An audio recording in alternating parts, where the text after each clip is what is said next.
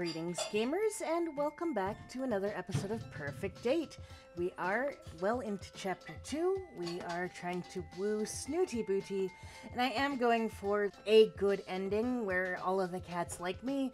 I don't know how that will affect things yet, but hopefully it will be a good thing. So let's get into it. My name, of course, is Esperlydia from Magic Missile Games. Perfect Date was developed by the Bay team, produced by Bossa Studios. And of course, here I am to read it to you and make interesting comments. When last we left Deborah, she had had one successful date and done some research. We're at 20% with the antidote, so let's get actually the rest. First, I sit in the position Professor Popper taught me. Legs crossed, back straight, wrists resting lightly on my knees, and fingers formed into loose circles with forefinger and thumb touching gently. I close my eyes and hear a rhythmic purring, slow and steady. Side note, I have an app on my phone that when I can't get to sleep, it'll actually play cat purring for me. Among other things, but that's the one I use all the time. My fur prickles at the sea breeze, and my ears twist at the distant sounds of feet on wood and seagulls crying in another faraway place. The smell of the sea fills my nostrils. The taste of salt fills my mouth. I begin to focus on my breathing and the rhythm of my heartbeat, allowing my mind to drift. As I take a deep breath in, the tide comes creeping toward me, as though I'm pulling it. When it's just centimeters away from my bare toes, I slowly release my outward breath to a count of 5 beats. 1, 2, 3, 4, 5. With each beat, I push the tide back into the horizon until it's almost touching the rising sun. Breathe in, 2, 3, 4, 5, and out, 2, 3, 4, 5. Drifting now, without attachment to thought, my mind free from worry and care. So, Professor Popper practices meditation, nice. And our rest is back up to full. Now, of course, anyone who has eyes will have noticed actually in my recon that I do have a second recon that I didn't notice in my last video, Recon 2. Trixie has been telling me about a strange phenomenon in a nearby rock pool. I've decided it's probably worth checking out, so let's go ahead and do that. I've taken some time off today so that Trixie can show me the water pool she's been telling me about. I have some sample bottles in my backpack, along with some food and a blanket.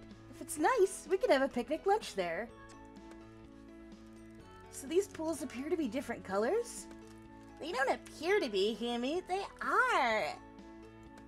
Well, we can't prove that until we've tested them. Reflection, refraction, and dispersion could play some fancy tricks on the eye. Pooh dear testing. You take all the magic away, science person. It makes your world very dull, I think. Maybe you're right, Trixie. Let's wait and see what wonders you are going to show me, eh? That's right. This way. She's disappeared from sight. I run to the cliffside where she was walking, and looking over the edge, I can see that she's jumped to a small rock shelf about 4 meters down from where I'm stood.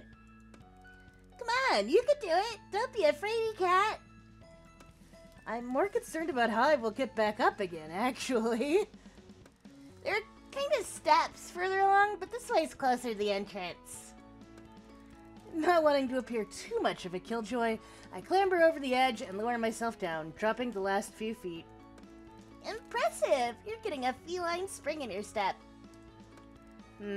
If you say so. I'm worried I may have twisted my ankle, but I don't want to say anything.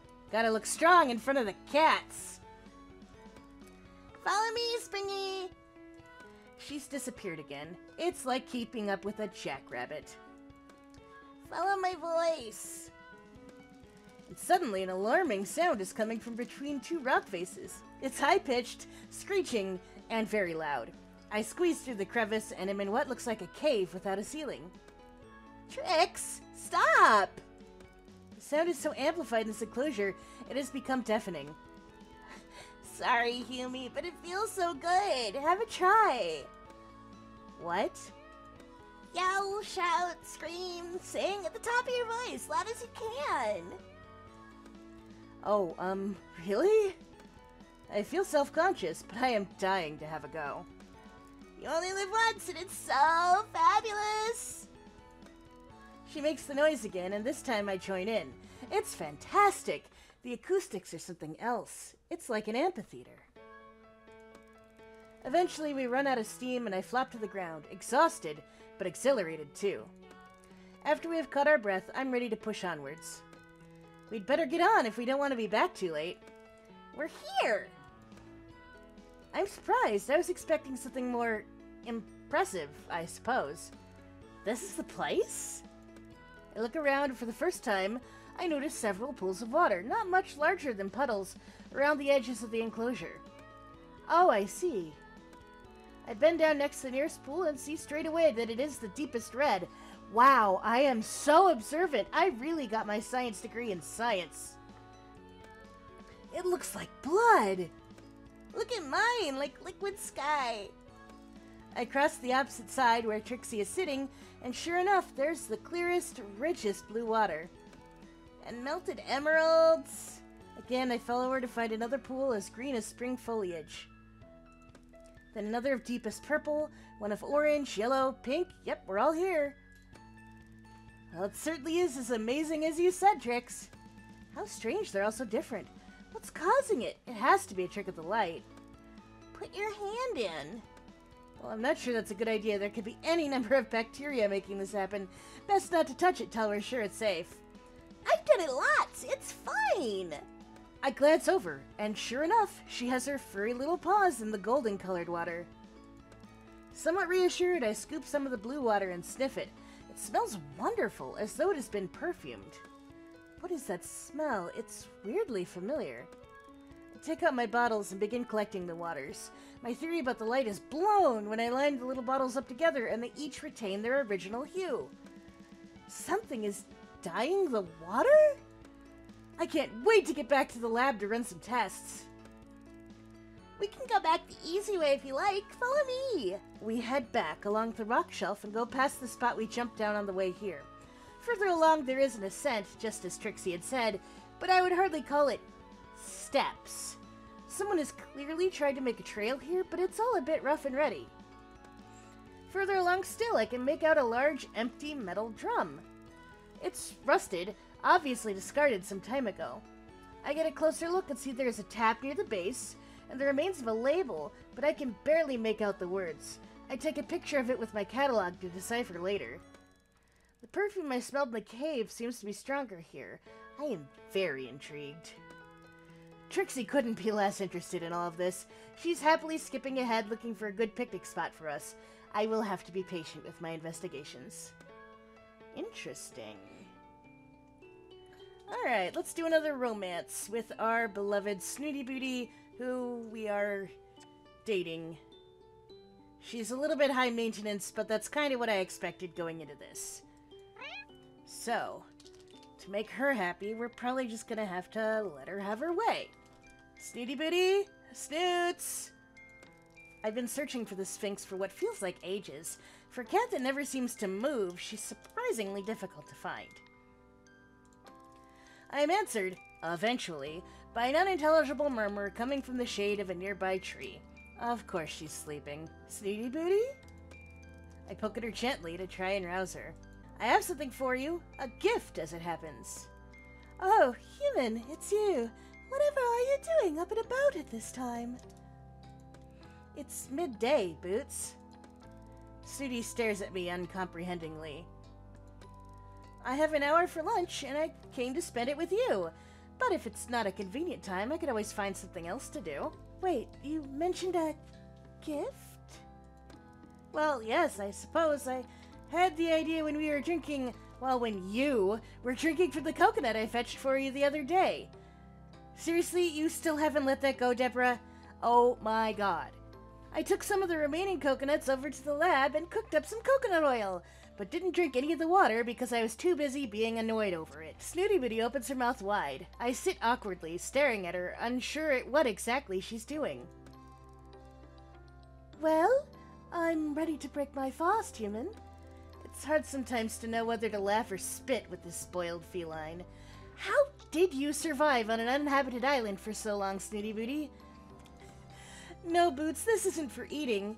You mentioned how good drinking coconut water is for you, so I thought you might like some coconut oil to rub into your skin, keep you moisturized and youthful?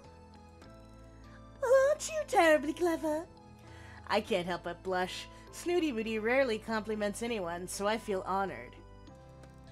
You may begin. Snooty Booty lolls onto her back, exposing her plump pink tummy to me. If you bite me, I swear, cat. Oh, you want me to rub it in for you? Well, yeah, Deborah, she's a cat who doesn't have thumbs. We've already discussed this. Snooty Booty simply smiles in response. Well, a please wouldn't go amiss. Yes, well, I didn't want to make a fuss, but I would prefer it if you asked first. I sigh. There's not much point in arguing with Princess Snooty Booty. I don't think she actually means to be rude. Sometimes she just doesn't seem to understand how to talk to people as equals. Again, cat. I don't have the energy to deal with it today, but I make a note that at some point, she and I are going to have a little chat about etiquette and protocol. Please, may I rub this coconut oil into your skin? Yes, you may. I pour some of the pungent liquid into the palm of my hand, rub it together with the other. I have no idea what I'm doing, as I've never massaged anyone before, but I work along the lines of putting sun cream on a friend. That seems legit. Deborah, you're doing fine. As I touch the warm, loose skin on Snooty's primordial pouch, I'm struck by how delicate she really is, and I try to be as gentle as possible. Is that okay? You're very skillful with your hands, human. Okay. I do so wish I had those thumb things. They seem so useful. They're quite handy, to be honest, but paws are cool, too. Do my paws next, will you? Snooty's skin is reacting well to the treatment. It has become shiny and pliant.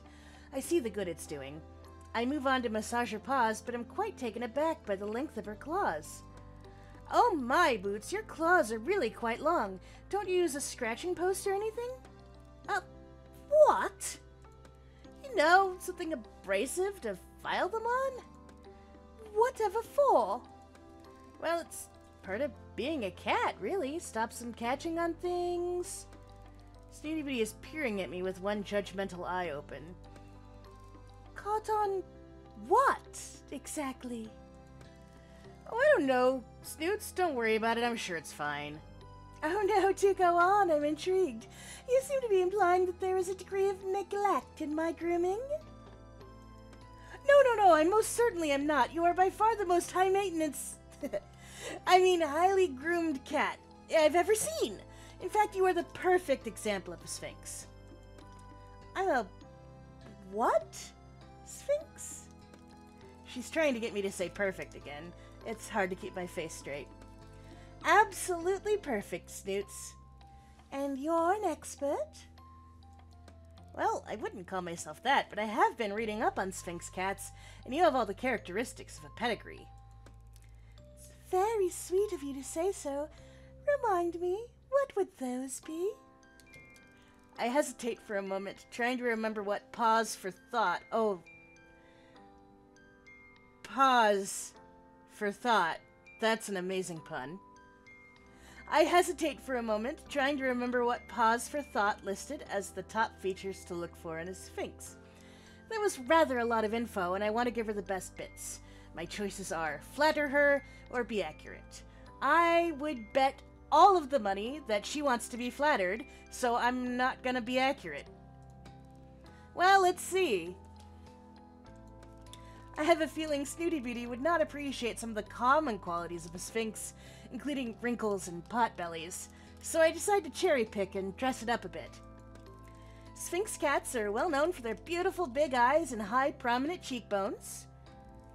Snooty Booty extends her neck and widens her eyes. She also appears to suck in her cheeks, which gives her the look of someone who's not wearing their dentures. It's very disconcerting. And they have a very shapely physique. This isn't strictly true. Sphinxes tend to be quite muscular, but something tells me Snooty Booty wouldn't approve of that description. She's now extended her entire body into what looks like a yoga stretch. I see. Go on. Their skin is soft, buttery. This is sort of true, because they don't have fur to soak up excess oils. Sphinx cats can become quite greasy. It is recommended they be patted down with a cloth as part of their regular grooming. Fascinating. I'm listening. And they're very regal. Regal? I'm not sure where that came from, but Snooty Booty seems to enjoy it. Well, well, human. It seems you have a vast and accurate knowledge of my kind. I'm rather impressed with you. I blush. It's not often that she gives out compliments, which I said like 5 minutes ago, so it can't be that not often. But what are you gonna do? But when she does, it makes you feel like $1 million. Thank you, Snoots. Which prompts me to take what you were saying about my claws far more seriously. Do you think you ought to tend to them? In what way? The length, I believe you were suggesting they ought to be trimmed? I wasn't saying that, but I don't think it's such a bad idea. Perhaps I could help you with that. A manicure? What a marvelous idea. Let's say tomorrow, same time? Well, if I can get away. I feel like she's played me. You really are most kind. Thank you, human. Aw, she's still calling me human. She called me Deborah in that recon. And with those few words, my heart is a puddle at her feet. Okay, I have to know what this manicure session looks like. Because that's amazing. Hey, Snoots, fancy seeing you here. Really? But this is my spot, human. I'm often to be found here. I let it go because I'm so excited about what I've brought. Pick a hand! I hold my fists out in front of Snooty Booty. Oh, a game. How merry. She stretches out her paw in the direction of my left hand. Ta-da! I open it to reveal a piece of coarse stone that I cut up in the lab. Oh, what a lovely rock you have there. It's coarse stone. I thought it could work well as a nail file. What a clever thing you are. Seriously, she does nothing but compliment me when she wants something, so why am I so surprised by it? That's not even the best bit. Look! I open the other fist to reveal my fantastic find. Oh my, what is that thing? It's nail polish! I found it in the lab! Wow, I'm easily excited. I have no idea who it could belong to, and honestly, I don't like to think too much about it. Yeah, for real. I don't like to think too much about it because there's probably a cat somewhere on this island. But I figured I could borrow it for one short hour without anybody noticing. And it looks like just your color. Squint at the bottom of the bottle. It's called Desire. Wink. I raise my eyebrows at the Sphinx. Because I'm hitting on the cat. Already. That's amazing. Well, I guess this is the third heart dialogue, so... Oh, nail polish, you say? Show me, human. She suddenly seems more interested. Thought I could try giving you a salon-style manicure befitting a lady. Most sweet of you. Now shall we sort the snacks and drinks first? Oh, well, I came straight from work, so I didn't really... Oh, never mind. Won't take you more than a moment to fetch a coconut, and then we shall begin. I can't believe I'm actually doing her bidding. I can.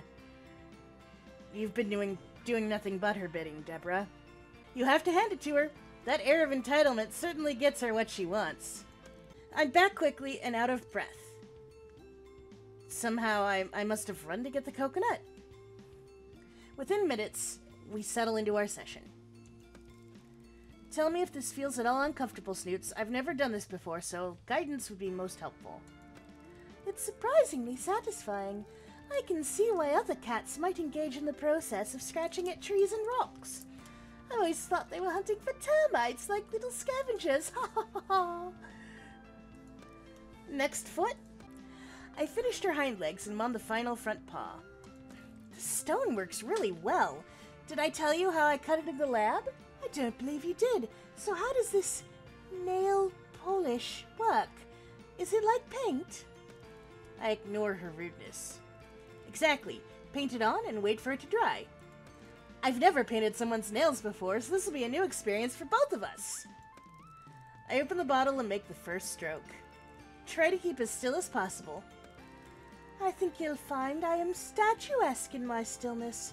Your hand is less so. I know, sorry, your nails are just so tiny. I'm trying to color within the lines. What lines? Never mind, it's a human thing, I guess. I'm not sure I care for the smell of this nail polish. Really, I quite like it. Reminds me of pear drops. Of what? Oh, sorry, another human thing. Another British thing? I don't know what pear drops are. Wow, look though, your paws look fantastic. They do look pretty amazing, and she's got a bracelet. Why am I not surprised? The long, sleek talons are glinting shiny red in the sunlight. Oh my, I am spectacular! She extends her claws momentarily and presses them into my arm. Not enough to puncture the skin, but if I tried to move, it would hurt. For the first time, I appreciate what lethal weapons they could be. I must keep that in mind. So, come on then. I take out my catalog. Come on, what? Pose for the camera. Oh, goodness, I hadn't realized this was going to be a photographic session also. How exciting. Yes, well, I'm gonna have to remove that varnish before I go, so I thought it would be nice for you to have a photo. Remove it? The Sphinx cat looks appalled. Whatever for? Oh, Snoots, I'm sorry, didn't I say? I can't leave it on you permanently. It would impede the natural retraction of your claws. And I shall leave them extended. You can't do that. Her expression darkens. I beg your pardon? I thought for a moment I heard you tell me what I can't do. Surely I was mistaken. Aw, Snooty Booty. You delightful little cat. Well, I'm still trying to get on her good side. I'm pretty sure if I just straight up remove the varnish, she's gonna claw my face off. So I will compromise. No, Snoots, you heard me perfectly well. I must insist that you allow me to remove it. Wait, I thought I hit compromise. Insist? Her forehead wrinkles with her raised eyebrow. I need to tread carefully here. Ask your permission. Please, may I remove the varnish now? But it simply does not make sense. Why do it in the first place? I know how much you enjoy things like this. Pampering. I thought it'd be a fun thing for us to share. You had fun, didn't you? Well, yes, but I certainly wouldn't have had I known you were simply doing it to taunt me. I wasn't doing it to taunt you, Boots. She seems genuinely upset. I'm sorry. There is an awkward little standoff, her eyeing the rubbing alcohol. You don't remove nail polish with rubbing alcohol, you remove it with acetone. Unless I'm doing it wrong. Me eyeing her claws. I rack my brains to think of a way to compromise with her. Ah, here we go, compromise. Perhaps if I tried to appealing to her sense of style. I wonder if you'd like to try something. I don't know why I didn't do it in the first place, actually. I'm so forgetful sometimes. Ha ha. Silly me, I enjoy being abused. You're wittering. Well, just before I came to the island, there was a craze sweeping the fashion world. I could tell I've caught her attention. I read all about it in a Bon Vivant magazine. Go on. It's a French thing, apparently. Snooty Booty cocks her head to the side. It's called, the Pinky Flick. Flèche rosée. She's going for it. I feel encouraged. I'm thinking on my feet. All the celebrities are doing it. Doing what? Having their pinky nail painted while the other nails are left natural. Just one nail? She looks intrigued. Yes, it really does look so striking and a la mode. Show me. Bullseye. I go to take Snooty's paw in mine, but she snatches it away.